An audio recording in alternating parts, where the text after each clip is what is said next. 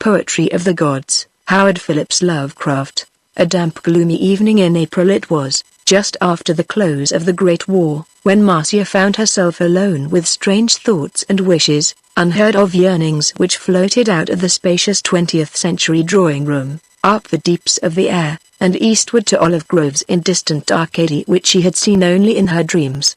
She had entered the room in abstraction, turned off the glaring chandeliers, and now reclined on a soft divan by a solitary lamp which shed over the reading table a green glow as soothing as moonlight when it issued through the foliage about an antique shrine. Attired simply, in a low-cut black evening dress, she appeared outwardly a typical product of modern civilization, but tonight she felt the immeasurable gulf that separated her soul from all her prosaic surroundings. Was it because of the strange home in which she lived, that abode of coldness where relations were always strained and the inmates scarcely more than strangers? Was it that, or was it some greater and less explicable misplacement in time and space, whereby she had been born too late, too early, or too far away from the haunts of her spirit ever to harmonize with the unbeautiful things of contemporary reality? To dispel the mood which was engulfing her more and more deeply each moment, she took a magazine from the table and searched for some healing bit of poetry. Poetry had always relieved her troubled mind better than anything else, though many things in the poetry she had seen detracted from the influence. Over parts of even the sublimest verses hung a chill vapor of sterile ugliness and restraint, like dust on a window pane through which one views a magnificent sunset. Listlessly turning the magazine's pages, as if searching for an elusive treasure, she suddenly came upon something which dispelled her languor. An observer could have read her thoughts and told that she had discovered some image or dream which brought her nearer to her unattained goal than any image or dream she had seen before. It was only a bit of verse-labor, that pitiful compromise of the poet who overlips prose yet falls short of the divine melody of numbers, but it had in it all the unstudied music of a bard who lives and feels, who gropes ecstatically for unveiled beauty. Devoid of regularity, it yet had the harmony of winged, spontaneous words, a harmony missing from the formal, convention-bound verse she had known. As she read on, her surroundings gradually faded, and soon there lay about her only the mists of dream, the purple, star-strewn mists beyond time, where only gods and dreamers walk. /7 verse, Moon over Japan. White butterfly moon, where the heavy-lidded Buddhas dream, to the sound of the cuckoo's call. The white wings of moon butterflies flickered down the streets of the city, blushing into silence the useless wicks of sound lanterns in the hands of girls. Moon over the tropics. A white curved bud, opening its petals slowly in the warmth of heaven. The air is full of odors, and languorous warm sounds. A flute drones its insect music to the night. Below the curving moon petal of the heavens, moon over China, weary moon on the river of the sky. The stir of light in the willows is like the flashing of 1,000 silver minnows, through dark shoals. The tiles on graves and rotting temples flash like ripples. The sky is flecked with clouds like the scales of a dragon. /7 verse. Amid the mists of dream the reader cried to the rhythmical stars, of her delight at the coming of a new age of song, a rebirth of Pan. Half closing her eyes, she repeated words whose melody lay hidden like crystals at the bottom of a stream before dawn, hidden but to gleam effulgently at the birth of day. /7 verse. Moon over Japan. White butterfly moon, moon over the tropics. A white curved bud, opening its petals slowly in the warmth of heaven. The air is full of odors, and languorous warm sounds. Moon over China. Weary moon on the river of the sky. /7 verse. Out of the mists gleamed God like the Tormota youth, in winged helmet and sandals, caduceus sparing, and of a beauty like to nothing on earth. Before the face of the sleeper he thrice waved the rod which Apollo had given him in trade for the 9-chorded shell of melody, and upon her brow he placed a wreath of myrtle and roses. Then, adoring, Hermes spoke. Zero nymph more fair than the golden-haired sisters of Cyene or the sky-inhabiting Atlantides, beloved of Aphrodite and blessed of Pallas, thou hast indeed discovered the secret of the gods, which lieth in beauty and song. Zero prophetess more lovely than the Sibyl of Cumae when Apollo first knew her, thou hast truly spoken of the new age, for even now on Menelaus, Pan sighs and stretches in his sleep, wishful to wake and behold about him the little rose-crowned fawns and the antique satyrs.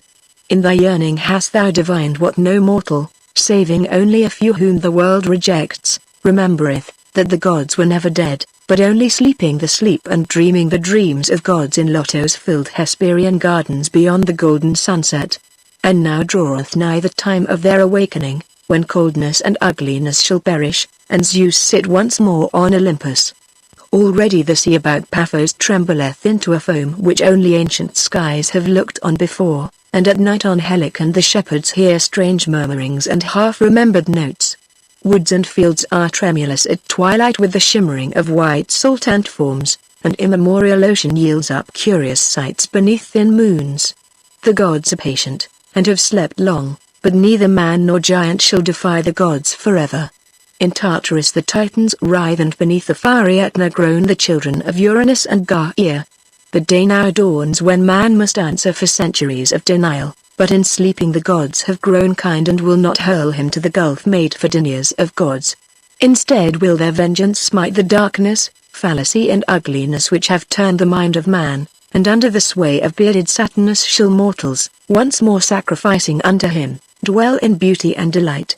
This night shalt thou know the favor of the gods, and behold on Parnassus those dreams which the gods have through ages sent to earth to show that they are not dead. For poets are the dreams of gods, and in each and every age someone hath sung unknowingly the message and the promise from the lotos gardens beyond the sunset. Then in his arms Hermes bore the dreaming maiden through the skies.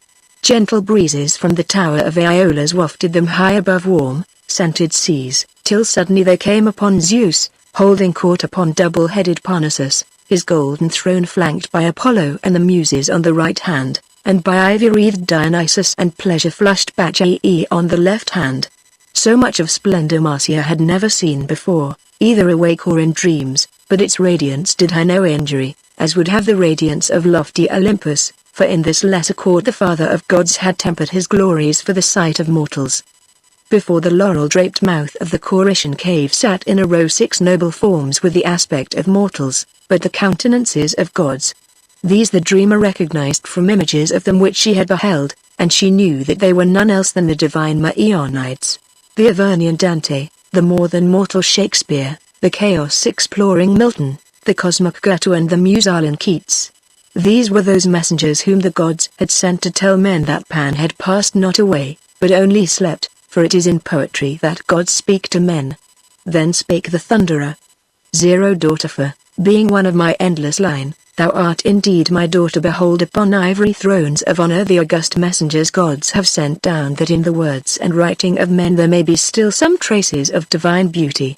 Other bards have men justly crowned with enduring laurels, but these hath Apollo crowned, and these have I set in places apart, as mortals who have spoken the language of the gods.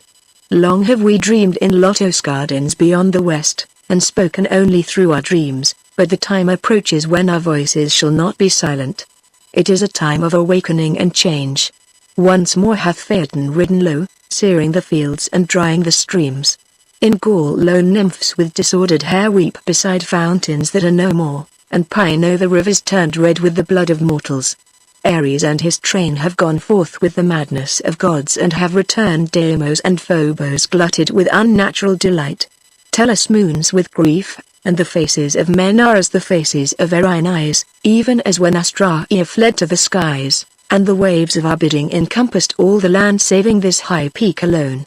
Amidst this chaos, prepared to herald his coming yet to conceal his arrival, even now toileth our latest born messenger, in whose dreams are all the images which other messengers have dreamed before him.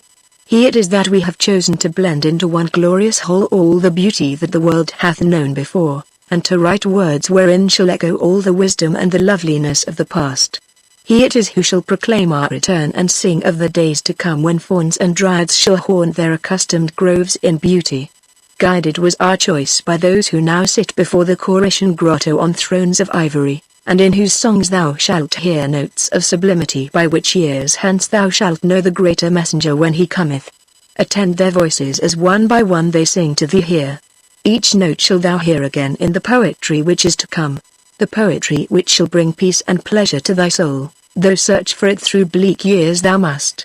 attend with diligence, for each chord that vibrates away into hiding shall appear again to thee after thou hast returned to earth, as Alpheus, sinking his waters into the soul of Hellas, appears as the crystal Arethusa in remote Sicilia. Then arose Homeros, the ancient among bards, who took his lyre and chanted his hymn to Aphrodite. No word of Greek did Marcia know, yet did the message not fall vainly upon her ears, for in the cryptic rhythm was that which spake to all mortals and gods, and needed no interpreter. So too the songs of Dante and Goethe, whose unknown words stave the ether with melodies easy to ready and adore. But at last remembered accents resounded before the listener. It was the Swan of Avon, once a god among men, and still a god among gods. /7 verse, right, that from the bloody course of war, my dearest master, your dear son, may high, bless him at home in peace, whilst I from far, his name with zealous fervor sanctify. /7 verse, accents still more familiar arose as Milton, blind no more, declaimed immortal harmony. /7 verse, or let thy lamp at midnight hour, be seen in some high lonely tower, where I might oft outwatch the bear, with thrice great Hermes, or Unsf, the spirit of Plato, to unfold, what worlds or what vast regions hold. The immortal mind, that hath forsook her mansion in this fleshy nook, sometime let gorgeous tragedy, in sceptred pool come sweeping by, presenting Thebes, or Pelops' line, or the tale of Troy divine. /7 verse, last of all came the young voice of Keats, closest of all the messengers to the beauteous fawn folk. /7 verse, heard melodies are sweet, but those unheard, are sweeter, therefore, yet sweep pipes, play on, when old age shall this generation waste. Thou shalt remain, in midst of other woe, than ours, a friend to man, to whom thou say'st, beauty is truth, truth beauty, that is all, ye know on earth, and all ye need to know. /7 verse, as the singer ceased, there came a sound in the wind blowing from far Egypt, where at night Aurora mourns by the Nile for her slain Memnon. To the feet of the thunderer flew the rosy-fingered goddess and, kneeling, cried, Master, it is time I unlocked the gates of the east. And Phoebus, handing his lyre to Calliope, his bride among the muses, prepared to depart for the jeweled and column-raised palace of the sun, where fretted the steeds already harnessed to the golden car of day. So Zeus descended from his throne and placed his hand upon the head of Marcia, saying, Daughter, the dawn is nigh, and it is well that thou shouldst return before the awakening of mortals to thy home. Weep not at the bleakness of thy life, for the shadow of false faiths will soon be gone and the gods shall once more walk among men. Search thou unceasingly for our messenger, for in him wilt thou find peace and comfort. By his word shall thy steps be guided to happiness, and in his dreams of beauty shall thy spirit find that which it craveth. As Zeus ceased, the young Hermes gently seized the maiden and bore her up toward the fading stars, up and westward over unseen seas. Many years have passed since Marcia dreamt of the gods and of their Parnassus conclave. Tonight she sits in the same spacious drawing room, but she is not alone. Gone is the old spirit of unrest, for beside her is one whose name is luminous with celebrity, the young poet of poets at whose feet sits all the world. He is reading from a manuscript words which none has ever heard before, but which when heard will bring to men the dreams and the fancies they lost so many centuries ago, when Pan lay down to doze in Arcady, and the great gods withdrew to sleep in Lotto's gardens beyond the lands of the Hesperides. In the subtle cadences and hidden melodies of the bard the spirit of the maiden had found rest at last, for there echo the divinest notes of Thrace and Orpheus, notes that move the very rocks and trees by Hebrus banks. The singer ceases, and with eagerness asks a verdict, yet what can Marcia say but that the strain is fit for the gods? And as she speaks there comes again a vision of Parnassus and the far-off sound of a mighty voice saying, By his word shall thy steps be guided to happiness, and in his dreams of beauty shall thy spirit find all that it craveth.